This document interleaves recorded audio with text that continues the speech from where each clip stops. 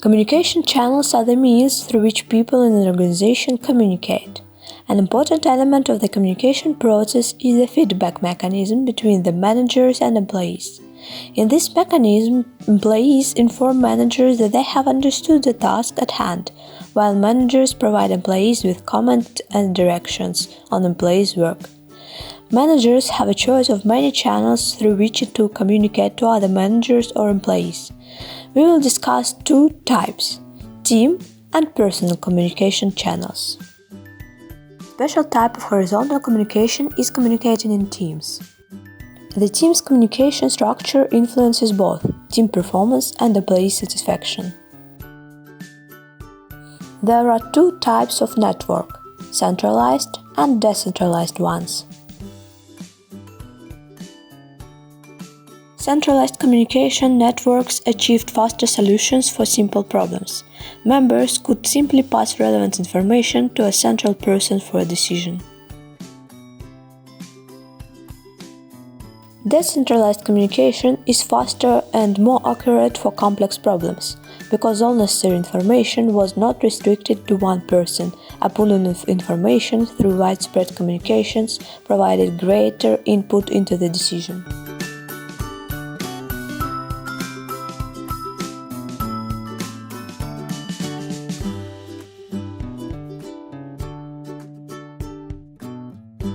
Another type of horizontal communication is personal communication. In any organization, there is an authority. In this case, the channels of communications could be downward and upward. Personal communication channels do not adhere to the organization's hierarchy of authority. In most organizations, these informal channels are the primary way information spreads and work gets accomplished. Three types of personal communication channels are personal networks, the grapevine, and written communication. Personal networking refers to the acquisition and cultivation of personal relationships that cross departmental, hierarchical, and even organizational boundaries. In a communication network, people share information across boundaries and reach out to anyone who can further the goals of the team and organization. Here are a few tips from experts for building a personal communication network. Build it before you need it. Smart managers don't wait until they need something to start building a network of personal relationships. By then, it's too late. Instead, they show interest in others and develop honest connections. Never eat lunch alone. People who excel at networking make an effort to be visible and connect with as many people as possible. Master networkers keep their social as well as business conference and event calendars full. Make it win-win. Successful networking isn't just about getting what you want, it's also about making sure other people in the network get what they want.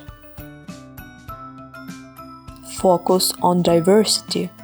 The broader your base of contacts, the broader your range of influence. Build connections with people from as many different areas of interest possible, both within and outside the organization. The grapevine is an informal person-to-person communication channel that is not officially sanctioned by the organization. The grapevine will always exist in an organization, but it can become a dominant force when formal channels are closed. In such cases, the grapevine is a service because the information it provides helps make sense of an unclear and uncertain situations. Employees use grapevine rumors to fill in information gaps and clarify management decisions.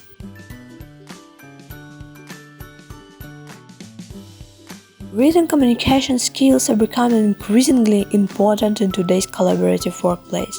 Managers who are unable to communicate in writing will limit their opportunities for advancement. They can improve their writing skills by following these guidelines. Respect the reader. Know your point and get to it.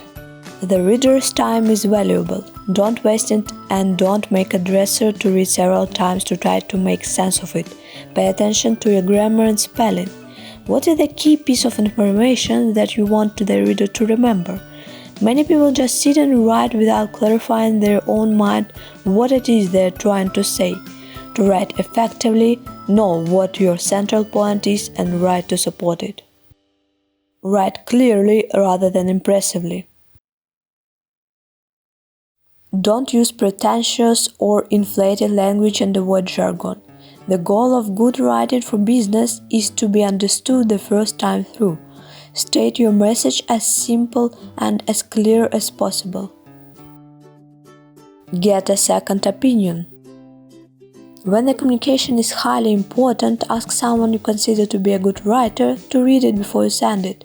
Don't be too proud to take their advice. In all cases, read and rewrite the memo or email a second and third time before you hit the send button.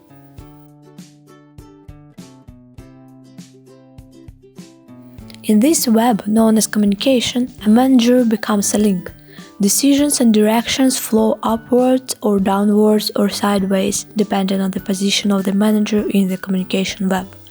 A good manager must inspire, steer, and organize his place efficiently, and for all this, the tools in his possession are spoken and written words.